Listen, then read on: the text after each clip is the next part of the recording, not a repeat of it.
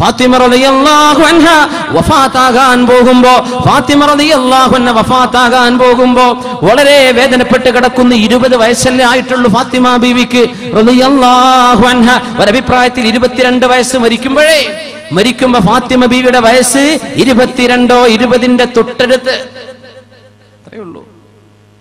അഷ്റഫുൽ ഖൽഖ് വഫാത്താകുമ്പോഴാണ് ഫാത്തിമ എന്ന പൊന്നുമോൾ അരികത്തേക്ക് വിളിച്ച് ചെവിയിലെന്തോ മന്ത്രിച്ചു കൊടുത്തത്.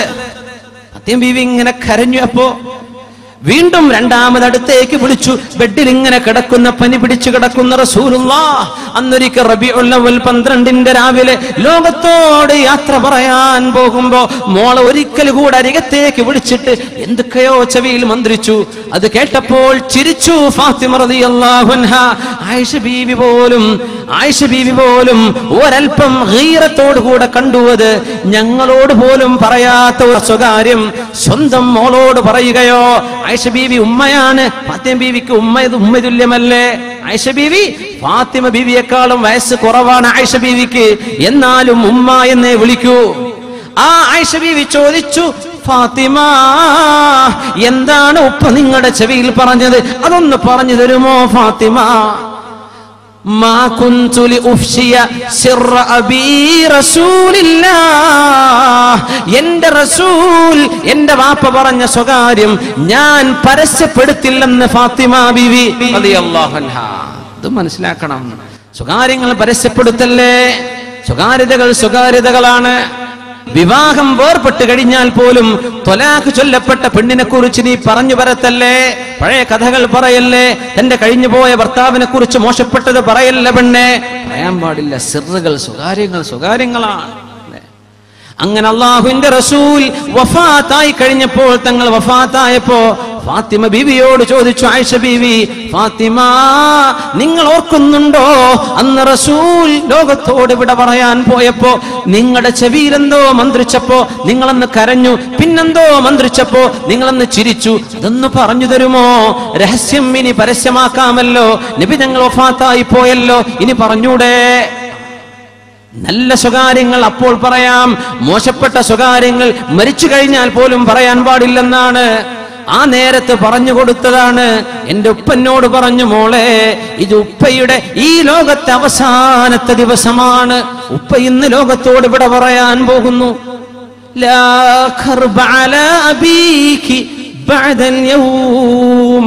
ഈ തലവേദനയോ ശരീരത്തിന്റെ വേദനയോ ഇനി വാപ്പക്ക് വേണ്ടി വരില്ല മോളെ. ഇത് വാപ്പയുടെ അവസാനത്തെ ദിവസമാണ്. അവ്വലു യൗമി മിനൽ ആഖിറ വ ആഖിറു യൗമി മിനദ് ദുനിയാ. അപ്പൊ ഞാൻ കരഞ്ഞു, പൊട്ടിക്കരഞ്ഞു എന്റെ വാപ്പയുടെ വിയോഗം ഓർത്തുകൊണ്ട്. പിന്നെന്നോട് പറഞ്ഞു, മോളെ വ അൻസി, നിങ്ങളാണ് അവ്വലു അഹ്ലി ലഹാഖൻ ബി. ഞാൻ മരിച്ചാൽ എന്റെ കുടുംബത്തിൽ നിന്ന് ആദ്യമായി എന്റെ കൂടെ മരിച്ചു വരുന്നത്, ഖബറിലേക്ക് വന്നു ചേരുന്നത് മോളെ നിങ്ങളാണ്. അത് കേട്ടപ്പോൾ ഞാൻ ചിരിച്ചുവെന്ന് ഫാത്തിമ റളിയല്ലാഹു അൻഹാ. ഏത് പെണ്ണിനെ ചിരിക്കാൻ പറ്റിയ നാളെ മരിക്കുന്നു പറഞ്ഞ ഡോക്ടർ പറഞ്ഞു, പെണ്ണെ ഇതാ ഡിസംബർ 8 മരണമാണ് കേട്ടോ, ചിരിക്കാൻ പറ്റുമോ? ആരെങ്കിലും ചിരിക്കോ? ഫാത്തിമ ബീവി ചിരിച്ചു. ഉപ്പാനെ കാണാൻ പോവാണല്ലോ, അള്ളാനെ കാണാൻ പോവല്ലേ, സന്തോഷിച്ചു ഫാത്തിമ ബീവി റളിയല്ലാഹു അൻഹ. ആ പൊന്നുമോൾ ഫാത്തിമ റളിയല്ലാഹു അൻഹ 20 വയസ്സിന്റെ പരിസരത്ത് നിന്നാണ് മരിക്കാൻ പോകുന്നത്. ആ മരണശയ്യയിൽ കിടക്കുമ്പോൾ കരഞ്ഞു പോയിട്ടുണ്ട് ഫാത്തിമ ബീവി. കരഞ്ഞു, ലാത്ത കരച്ചിൽ അവിടെയുണ്ട്. അസ്മാ ബിൻതു ഉമൈസ് റളിയല്ലാഹു അൻഹ അവർ ചോദിച്ചു, ഫാത്തിമ ബീവി എന്തിനാ നിങ്ങൾ കരയുന്നത്? ഒന്നുമല്ല ഉമൈസ് ബിൻതു ഉമൈസ്, ഒന്നുമല്ല അസ്മാ, ഞാൻ മരിച്ചാൽ എന്റെ മയ്യത്ത് കഫംപുടയിൽ പൊതിഞ്ഞു കൊണ്ടുപോകുമ്പോ അന്ന് മയ്യത്ത് കട്ടില് ലൗഹാൻ, ഒരു പലകയിലേക്ക് ഇങ്ങനെ നിർത്തിവെച്ച പലക, ഇതിന് മേലെ മയ്യത്തിനെ കടത്തും, അങ്ങനെ കൊണ്ടുപോകും. ഇന്നത്തെ പോലെ മയ്യത്ത് കട്ടിലായിട്ടില്ല, ഇങ്ങനെ സൈഡുകൾ മറയുന്ന മയ്യത്ത് കട്ടിൽ. ആദ്യമായി ആ മയ്യത്ത് കട്ടിലിൽ യാത്ര പോയത് ഫാത്തിമ റളിയല്ലാഹു അൻഹയാണ്. അതിന്റെ മുമ്പൊക്കെ ഇങ്ങനെയാ കിടത്തുക. നബി പറഞ്ഞു മരിക്കാൻ പോകുന്നവർക്ക് ഉറപ്പായി, നബി പറഞ്ഞിട്ടുണ്ടല്ലോ, അവരാണ് ആദ്യം മരിക്കുക കുടുംബത്തിൽ.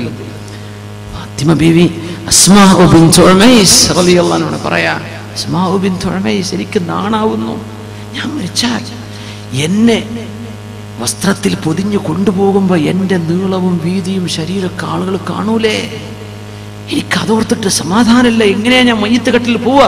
മനുഷ്യന്മാരെന്റെ ശരീരത്തിന്റെ വലുപ്പോ നീളമോ ഒക്കെ കാണൂലേ, വീതിയൊക്കെ അറിയൂലേ? എന്റെ പെണ്ണെ, സഹോദരി, ആലോചിക്ക്. റോഡിലൂടെ നീ വസ്ത്രം, എത്ര അലങ്കാരമുള്ള വസ്ത്രം നിന്റെ ഭർത്താവിന് മുമ്പിൽ ധരിക്കേണ്ടത് അവിടെ ധരിക്കാതെ റോട്ടിലെ നാട്ടുകാർക്കും വേണ്ടി വിലപിടിപ്പുള്ള വസ്ത്രം ശരീരം മറക്കാതെ, അല്ലെങ്കിൽ ശരീരത്തിൽ ടൈറ്റ് ഫിറ്റ് ആയിട്ടുള്ള വസ്ത്രമിട്ട് നടക്കുന്ന പെണ്ണെ, ഫാത്തിമ ബീവി പറയാം, മരിച്ചു പോകുന്ന എന്റെ മയ്യത്ത് ശരീരത്തിന്റെ വണ്ണം ആളുകൾ നോക്കുമല്ലോ, അതോർത്തുകൊണ്ട് എനിക്ക് വിഷമമുണ്ട്, ഞാൻ അതുകൊണ്ടാ കരയുന്നത്.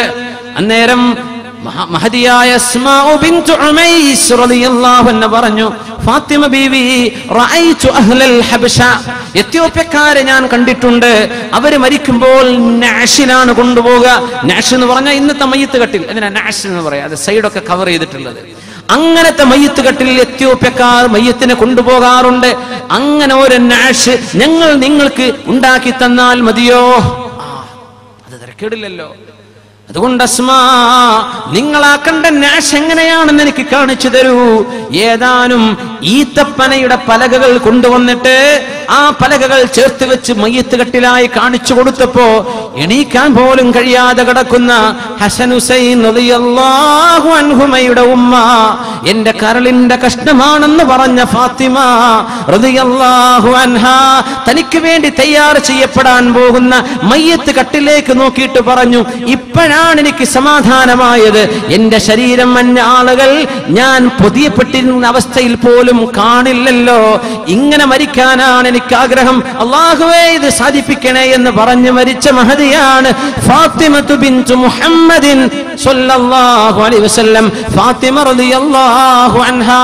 അങ്ങനെ ഫകാനത് അവ്വലു മൻ ഹുമിലത് അലൻ നഅശി, ഇസ്ലാമിക ലോകത്ത് ഇന്ന് കാണുന്ന മയ്യത്ത് കട്ടിലിൽ ആദ്യം ഖബറിലേക്ക് അത്ര പോയത് ഫാത്തിമ റളിയല്ലാഹു അൻഹയാ. എന്തേ കാരണം എന്നറിയോ? മരിച്ച മയ്യത്തിനെ പോലും പുരുഷന്മാര് കാണില്ലേ, എന്റെ ശരീരത്തിന്റെ നീളവും വണ്ണവും കണ്ടുപോകില്ലേ, ഇതെനിക്ക് ഇഷ്ടമല്ല എന്ന അല്ലാഹു മഈ, അല്ലാഹു നാദിരി, അല്ലാഹു ഷാഹിദി, ഇത് മനസ്സിൽ രൂഢമൂലമായി ഈമാൻ തിളച്ചുമറിയുന്ന മോൾ ഫാത്തിമ റളിയല്ലാഹു അൻഹ. ഇനി എന്തുദാഹരണം പറയണം? ഇനി വസ്ത്രവിധാനത്തെ കുറിച്ച് എന്ത് കഥ പറഞ്ഞു തരണം? ഇതാണ് അവസ്ഥയെങ്കിൽ എന്റെ മുഅ്മിനേ, മുഅ്മിനാത്തുകളെ, കണ്ണുകളെ സൂക്ഷിച്ചോളൂ, നാവിനെ സൂക്ഷിച്ചോളൂ. ഖൂലൂ ഖൗലൻ സദീദാ. ആയത്തിലേക്ക് വരാം. ബിസ്മില്ലാഹിർ റഹ്മാനിർ റഹീം. യാ അയ്യുഹല്ലദീന ആമനു തഖുല്ലാഹ വഖൂലൂ ഖൗലൻ സദീദാ يصلح لكم أعمالكم ويغفر لكم ذنوبكم ومن يطع الله ورسوله فقد فاز فوزا عظيما. അള്ളാഹുവിനെ ഓർമ്മയുള്ളവരെ, അള്ളാഹുവിന്റെ മുമ്പിലേക്ക് വരാനുള്ളവരാണെന്ന് ഓർക്കുന്നവരെ, എന്റെ മുത്തു റസൂൽ സ്വല്ലല്ലാഹു അലൈഹി വസല്ലം പഠിപ്പിച്ചത് മുഴുവനും ഏഴാകാശങ്ങൾക്കപ്പുറത്ത് നിന്ന് ജിബ്രീൽ അലൈഹിസ്സലാം കൊണ്ടുവന്ന വഹയാണെന്ന് വിശ്വസിക്കുന്നവരെ, ഇത്തഖുല്ലാഹ്, അള്ളാഹുവിനെ സൂക്ഷിച്ചോളി. ഉമ്മയെ വാപ്പയെ പേടിച്ച് മാത്രം ജീവിക്കണ്ട. ഉസ്താദുമാർ കാണുമല്ലോ എന്ന് ചിന്തിക്കണ്ട, നാട്ടുകാരെ കാണുമല്ലോ എന്ന് നീ ചിന്തിക്കണ്ട.